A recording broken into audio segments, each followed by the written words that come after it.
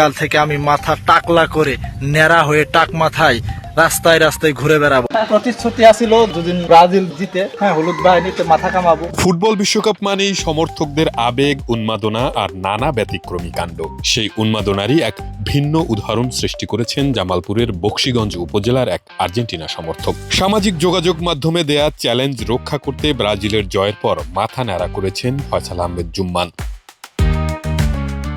ফয়সাল বকশীগঞ্জ সদর ইউনিয়নের সাধুরপাড়া এলাকার বাসিন্দা।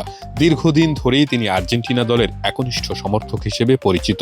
শুক্রবার সন্ধ্যায় নিজের ব্যক্তিগত ফেসবুক আইডিতে তিনি ঘোষণা দেন, হাইতির বিপক্ষে ম্যাচে ব্রাজিল জয়ী হলে তিনি মাথা ন্যাড়া করে এলাকায় ঘুরবেন।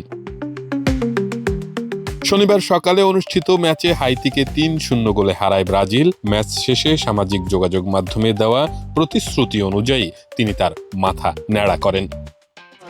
প্রতিশ্রুতি আছিল যে যদি ওই ব্রাজিল জিতে, হলুদ বাহিনীতে মাথা কামাবো। তা আমি কামাবোই, কিন্তু এরা আমাকে জোর করে ধরে নিয়ে আইছে। ধরে নিয়ে আমার সাথে অমানবিক নির্যাতন করছে। সমস্যা নাই, ব্রাজিল পরের ম্যাচে ঠকবে, তারা কিন্তু ঠকবেই।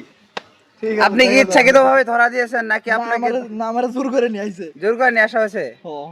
আপনি কি আসলে কথাটা রাখতে চেয়েছিলেন নাকি রাখতেন না? না, আমি নিজে ইচ্ছাকৃতভাবে আসতাম, কিন্তু আমার সাথে অমানবিক অন্যায় করা হয়েছে। স্থানীয়দের মতে বিশ্বকাপকে ঘিরে সমর্থকদের মধ্যে এমন বন্ধুত্বপূর্ণ প্রতিদ্বন্দ্বিতা ফুটবল প্রেমেরই বহিঃপ্রকাশ। ফয়সালের এই ব্যতিক্রমী উদ্যোগ এলাকায় আনন্দ ও কৌতূহলের সৃষ্টি করেছে।